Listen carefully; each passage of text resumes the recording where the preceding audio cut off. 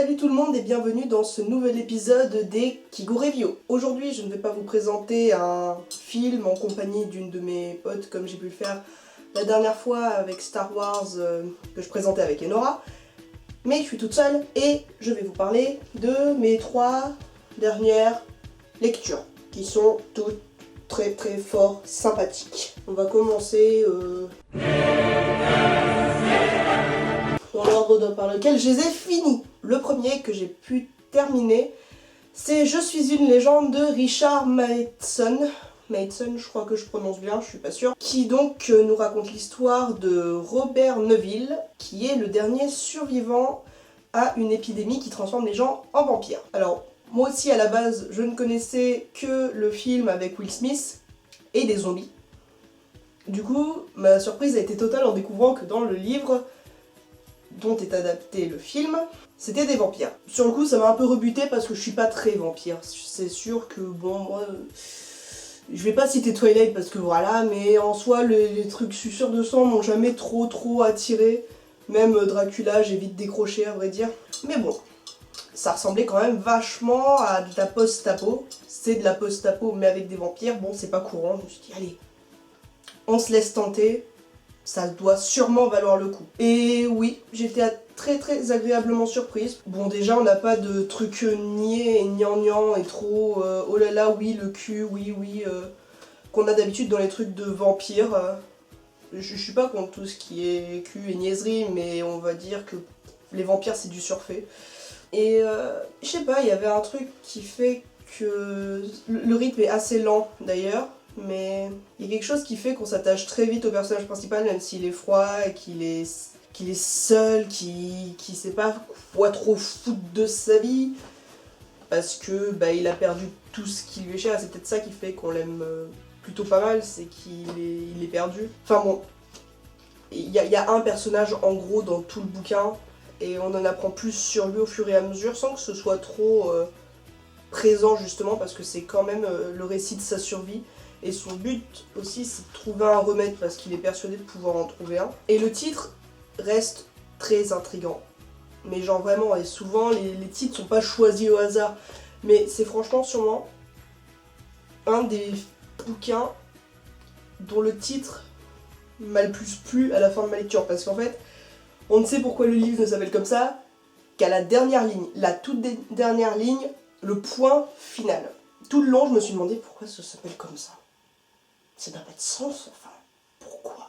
Finalement, on l'apprend, et ça m'a bien mis une claque, ça m'a bien retourné la tête quand même, parce que, ouais, c'est fort comme bouquin, même si, en soi, les personnages sont pas super importants, mais il y a un truc, c'est, je sais pas, c'est peut-être le fait que c'est sûrement le personnage qui représente la façon dont n'importe qui pourrait réagir. J'ai l'impression de dire des trucs absolument obvious, et pas recherché du tout, mais c'est comme ça que je l'ai ressenti, tout du moins. C'est pas facile de s'identifier à lui au début, parce que il exprime rien, il espère plus rien, mais au fur et à mesure, il y a comme un lien qui se crée avec ce Robert Neville, et franchement ouais, j'ai vraiment apprécié ma lecture, et je l'ai lu très vite d'ailleurs. Bref, gros coup de cœur, je me pencherai un peu plus sur le film quand j'en aurai l'occasion, parce que non, je ne l'ai toujours pas vu. Ensuite, on a Si je reste de Gail Forman. On m'en avait dit beaucoup de bien, enfin on m'a dit beaucoup de bien du film, parce qu'on m'a beaucoup parlé du film, je ne sais pas pourquoi. J'ai voulu me procurer le livre et je l'avais depuis des mois et des mois dans ma bibliothèque. Donc à un moment je me suis dit bon allez, il est petit, il rentre dans ton sac, ça te fait un truc bouquiner pendant les cours quand tu t'ennuies. Allez, je l'ai lu en 3-4 jours parce que j'ai été malade. Et ouais, j'ai bien accroché là encore. Peut-être que j'ai moins réussi à m'identifier au personnage principal parce que elle est très effacée en fait. Et bon, en revanche, on compatit complètement à ce qui lui arrive. Enfin, oui, d'ailleurs, je vous ai pas fait le résumé. Donc on suit Mia qui a une vie toute tranquille avec des parents sympas, un petit frère sympa, un copain sympa, des amis sympas. Et puis boum, du jour au lendemain, elle a un accident de bagnole avec sa famille, ses parents meurent, son petit frère est dans un état grave et elle est dans le coma et voit tout ce qui se passe autour d'elle, mais comme une sorte d'esprit de présence. Elle sait pas trop ce qu'elle est, on sait pas trop non plus, mais elle voit tout et en gros, sa décision repose sur le fait de rester avec les vivants ou de se laisser mourir. Donc le speech est plutôt cool de base. Après c'est vrai que c'est plutôt lent, que là encore on a un rythme assez lent mais peut-être moins bien rythmé qu'avec Je suis une légende. En même temps c'est pas du tout le même style, vous allez me dire. Mais le personnage de Mia m'indiffère assez en fait. Elle est très effacée, elle sait pas trop ce qu'elle veut, elle est très indécise. Enfin, c'est ça en fait, c'est une histoire d'indécision. Elle sait pas si elle doit rester ou pas, mais je sais pas. Autant j'ai beaucoup aimé l'histoire, comment elle est traitée, les autres personnages même. Le personnage de Adam, son petit ami, m'a beaucoup plu. Et j'ai trouvé très émouvant, contrairement justement à Mia. Mais elle manquait d'un truc, elle était peut-être un peu trop, ouais, effacée, je me répète, mais c'est peut-être le majeur problème que j'ai eu avec elle. Donc, encore une fois, pareil que pour Je suis une légende, je n'ai pas vu le film, je vais me pencher dessus très prochainement, surtout qu'il y a Chloé Moretz qui joue le rôle de Mia, et même si j'aime pas Mia, j'adore Chloé Moretz, donc j'ai très hâte de pouvoir voir ce que ça donne. Troisième livre, donc on a Métamorphose en bord de ciel de Mathias Malzieu. Il faut savoir que j'aime beaucoup cet auteur. Depuis que j'ai lu La mécanique du cœur, je pense que beaucoup ont commencé par là, ce qui concerne Malzieu. Et je le recommande aussi très fortement parce que ce bouquin, La mécanique du cœur, est fou. Peut-être qu'un jour je ferai une vidéo là-dessus, enfin juste pour ce livre, cet album et ce film parce que c'est génial. Donc, Métamorphose en bord de ciel. On suit l'histoire de Tom Hématome Cloudman, qui est un cascadeur raté. Mais genre, vraiment, le but de sa vie, c'est de rater toutes ses cascades. Il peut... Enfin, c'est même c'est ce qui lui plaît finalement. Et un jour, il a un accident et on lui découvre une maladie incurable.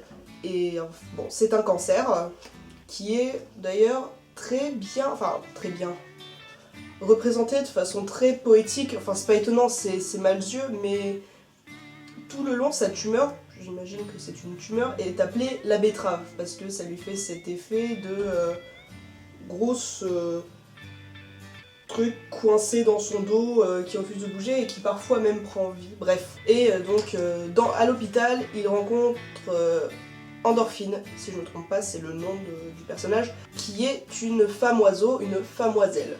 J'aime vraiment beaucoup trop les termes employés dans ce bouquin, ils sont vraiment magnifiques. Et cette famoiselle lui propose de se débarrasser de sa maladie, mais pour cela, il devra se métamorphoser en oiseau. Et ben, que dire, le speech de base déjà est ultra métaphorique et je sais pas, il y a vraiment un truc dans la plume de Malzieu qui fait vraiment rêver. C'est ultra philosophique, poétique, léger, parfois assez drôle, même plutôt drôle assez souvent, mais c'est toujours des thèmes abordés d'une façon très spéciale. Là, on a le cancer et tous les soins qu'il y a autour. Dans la mécanique du cœur, c'était un handicap et aussi, putain de voler, comment dire, le fait enfin, la façon dont sont traités enfin, les enfants qui peuvent être atteints d'un handicap, leur relation avec les autres et tout ça. Enfin, moi je l'ai vu comme ça en tout cas. Je sais qu'il a sorti un livre récemment qui est un journal d'un vampire en pyjama. Décidément, je crois que je vais rester dans la thématique vampire ces prochains temps, qui me tente énormément aussi. Mais pour ce livre-là, il se lit ultra vite. Enfin, je crois que c'est l'avantage de tous les livres de Malzieu, ça se lit très vite et on n'a pas envie d'en décrocher de façon. Enfin, faut avoir. Personnellement, j'aime bien avoir un certain moment pour lire un bouquin de Malzieu. C'est-à-dire se poser tranquillement, être sûr de ne pas être dérangé et juste lire. Peut-être avec un petit peu de musique, d'ailleurs généralement chaque livre a un album pour lui et ça je trouve ça super cool. Gros coup de cœur encore pour l'album de La mécanique du cœur, que j'écoute en boucle et en boucle. Mais c'est pareil pour Métamorphose en bord de ciel. Et je sais pas trop quoi vous dire, juste lisez du Malzieu parce que c'est vraiment très très bien. Ça peut pas plaire à tout le monde, je dis pas ça, c'est assez spécial quand même. Mais quand on lit ce genre de livre, on a l'impression d'être dans une petite bulle et on veut vraiment pas en sortir. Ça fait un peu mal parfois, j'avoue. On a un petit peu le cœur qui se serre et tout ça. Mais c'est super agréable et ça prend surtout pas longtemps. C'est vraiment... C'est le genre de lecture qui va se faire très vite mais qu'on va garder très longtemps en tête. En tout cas, c'est mon cas. Ça fait beaucoup de cas. Enfin bref. Et là, contrairement aux 2 autres livres dont j'ai pu parler, c'est plus difficile de s'identifier aux personnages au premier abord parce qu'ils sont... on en sait peu sur eux finalement, à part pour Tom. Et, je sais pas, je m'y suis pas spécialement identifiée, mais j'y étais très très attachée. Il a vraiment des réactions assez inattendues en soi, mais je sais pas trop comment le décrire. Il hésite pas, il va assez droit au but même. Il a pas envie de se morfondre, de se plaindre, même s'il a un état assez il est dans un état assez critique. À un certain moment, il sera en phase terminale. C'est pas vraiment du spoil, hein, c'est bon, il a un cancer à un stade déjà assez avancé, c'est pas... voilà. Et ça exprime juste un seul désir, c'est la liberté. Et tout le long, on a juste ça, la liberté. En fait, c'est exactement ce que m'a laissé ce bouquin en tête. Bref, donc c'est tout pour cette Kigu Review. J'espère que ça vous a plu, même si elle était peut-être moins animée que quand je suis avec Enora. Forcément, il n'y a pas d'échange, mais bon. J'espère vous avoir donné aussi envie de lire ces 3 bouquins qui valent quand même pas mal le coup. Beaucoup le coup, même. Ils sont pas chers, c'est des poches. Enfin, celui-là, je l'ai acheté à Emmaüs, si mes souvenirs sont bons, donc...